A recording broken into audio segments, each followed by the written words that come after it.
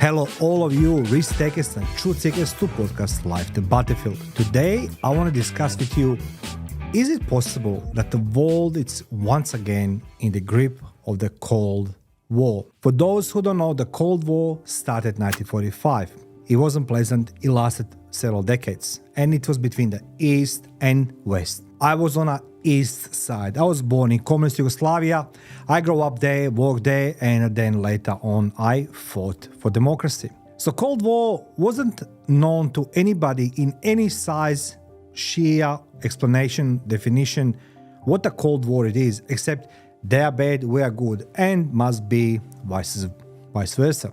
But one event depicted Cold War, how dangerous we're close to the nuclear holocaust. It's the Cuban Missile Crisis. And Cuban Missile Crisis erupted when the United States learned that the Soviet Union intended to station nuclear missiles on Cuban soil, which is only about roughly 90 miles, about 150 kilometers from Florida territory. To prevent missiles from reaching Cuba, the United States imposed a naval blockade on the island. So, how did they discover? Well, allegedly they fly some U-2 planes about Cuba, and they discovered through the photography and videos that there's something building down there. They never proved they are the missiles or they are not the missiles. But ask yourself the question, if they discover the missiles are there, who knows for how long they've been in Cuba. Secondly, the United States stopped every possible ship to come on Cuba. And pretty sure since 1962, Cuba lives in a naval blockade from the United States. And Cuba still is living. Now, in speech broadcast on 22nd October 1962, President John F. Kennedy informed the American public, yes, I need to tell you, that the missiles are there in Cuba, and explained his decision to establish a naval blockade on Cuba. He declared that his administration will use military force to eliminate this threat to national security, if necessary. The nuclear weapons of the United States and Soviet Union were then activated. At the moment, the globe was on the brink of atomic war. There's a famous movie with Kevin Costner called 13 Days. So after 13 days of this bargain, Kennedy and the Soviet Union, their leader Nikita Khrushchev negotiated an agreement to defuse tensions in exchange for Washington's assurance to remove U.S. nuclear missiles from Turkish territory near Russia and to deter it from invading Cuba in the future. Moscow promised to withdraw its armaments. Now, since its socialist revolution, which was victorious in 1959, Cuba has faced enmity from Washington. It was led by Fidel Castro and aimed to destabilize a government sympathetic to the United States. Cuba, in contrary, is still governed by a communist government, and Washington sanctions imposed in 1960s remain in place. They are good, but you can't break the spirit of the people. You can't break the Cubans and say like, okay, we're going to give you the McDonald's in exchange, you give up the communism, socialism. It doesn't work that way. Generation after generation born in Cuba in poverty, in situations most of us in Western part of the world will never comprehend. But people in Cuba are still living after 60 years of sanctions. Now, the Russians withdraw from the Cuba. And what you don't reading quite often in the newspapers, it's a new superpower was quietly rising and still rises. China. Question is, do the Chinese have the space station in Cuba? According to Wall Street Journal, claim that China will offer Cuba billions of dollars in exchange for the construction of a secret Chinese spy base. Secret Chinese spy base. Reminded me of the 1962 Cuban Missile Crisis between the US and the former Soviet Union. Now you have the US and China. Despite China and Cuba official denials that China has a spy station there, US officials have confirmed that the site has been functioning since 2019, that's correct, and the talks are presently underway to improve and expand it. So Chinese are in Cuba. They have a day station there. Let's talk about something what's called Monroe's Doctrine. The Monroe Doctrine was founded by the United States in 1832, and it came to mean that foreign powers should not interfere in internal issues in the Western Hemisphere, North, Central, and South America. Despite forming a quadruple strategic alliance with Japan, India, and Australia, as well as a strong alliance with Japan and South Korea, and the right to use military bases in the Philippines, or at least they could use in the past, Washington has yet to respond to Beijing allegations that it's planning to military encircle the country. The network of US friends in China's region enables the deployment of the tens of thousands of US soldiers, hundreds of boats, and aerial bombers near to Chinese territory. During his speech at a security forum in Singapore, Chinese Defense Minister Li Shangfu scolded the US and ordered it to mind its own business. It's quoting, "The best way to prevent an incident is for American military ships and planes not to approach our waters and airspace," he said. During the press conference, Wang Wenbin, a spokesperson for the Ministry of Foreign Affairs, stated that the Biden administration is trying to legitimize its reconnaissance missions and espionage activities around China's territorial waters and airspace by making accusations that are actually baseless. Let me remind you something was happening in the US in the 60s. The famous U-2 spy plane is being shut down by Russians. And of course, the pilots being captured and, the Russians examined the plane.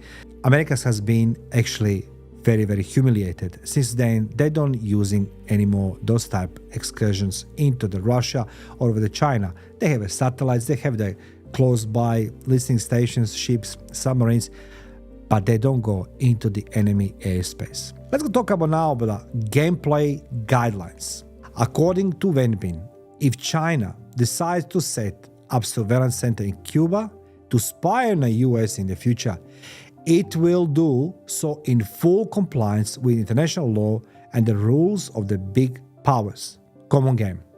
As long as the Cuban government agrees, the US has no jurisdiction to make accusations. Interesting, huh?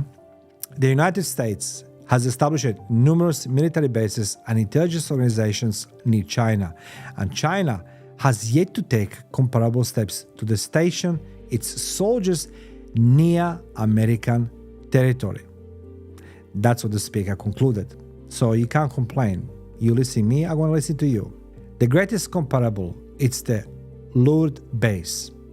That's an eavesdropping and surveillance station that the Soviet Union and later Russia operated in Cuba for many years. Of course they did, and of course they still do it. The station, located outside of Havana, was one of the Moscow's most important overseas intelligence operations during and after the Cold War. This is very interesting. Moscow pays Cuba hundreds of millions of dollars every year in exchange for permitting the Soviets or the Russians to intercept a wide range of American radio and telecommunications broadcasts. As a result, they gain important knowledge. But the Soviet Union's final demise was unavoidable. What you didn't know is gonna be very, very surprising for all of you. The complex employed about 1,500 KGB, GRU, Cuban DGI, and Eastern Bloc technicians, engineers, and intelligence operatives during the Cold War. I'm asking you a simple question. I want you to be now the Russian in Cold War or American in Cold War. Americans based everything in technology, while the Russians and Eastern Bloc countries in which I was working was basing a lot on a human intelligence. That's mean exchanging between human to human information. One of them it is to you listening even normal radio station. Normal radio station. Okay, in 50s, 60s, 70s, 80s, there was no internet, so you couldn't listen in Moscow what's happening in Washington.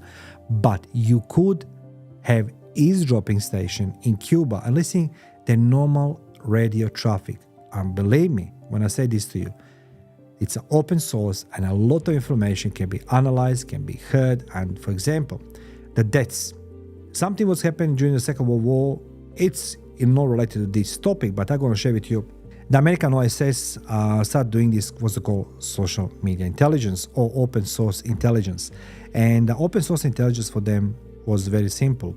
They need to come in possessions of the obituaries in Germany. So that way they knew it, how many people died, how many people was being injured, everything else. That was one of the stats in Second World War, obituaries. But they couldn't get obituaries. So what they was listening to radio, because local radios in some city or some village will say, will list the names. Russians and Eastern Bloc were not so stupid after all. They invested into the physical human intelligence rather than only satellites and other gadgets.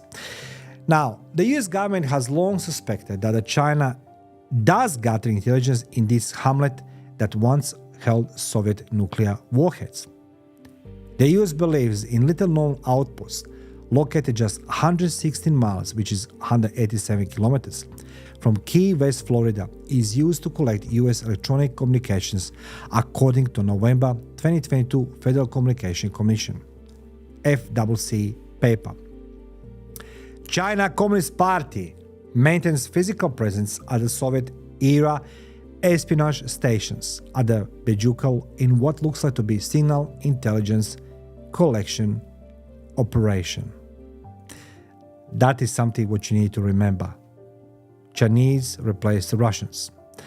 The facility announcements comes at a time that when Washington is witnessing a significant escalation of Chinese threats and strategic competition with Beijing, as well the US sustained animosity and sanctions imposed on Cuba more than 6 decades ago. The relationship between the two countries only hit rock bottom last year when the US House Speaker Nancy Pelosi, what she did? I'm just gonna fly with my family from US to Taiwan, which Beijing considered Chinese territory. Note this, the visit by the first House Speaker since Newt Gingrich in 1997 prompted China to launch military drills around Taiwan and routinely violate its airspace. Tensions between the two countries rose when the US shut down a Chinese spy balloon, you remember, that had infiltrated US territory earlier this year. In two separate incidents in recent weeks, a Chinese warship and American destroyer came dangerously close to colliding in the Taiwan Strait. The two vessels are only 150 meters apart, which is incredibly close, when you see the sheer size of these battleships. A few days before, another important aviation incident occurred when an American surveillance plane nearly crashed with a Chinese plane that had obstructed its path over the South China Sea. And in response to the question presented at the opening of this podcast, I would argue that we have never truly existed the Cold War context, that the Cold War has become very much heated. Feel free to subscribe, share, like, a comment. Let me know, what do you think? Are we still in a Cold War, but this time with China and Russia together one side? Or we are 1 minute before the midnight and nuclear holocaust? Feel free to subscribe, share, like, a comment, and let me know in comment section, what do you think? Thank you.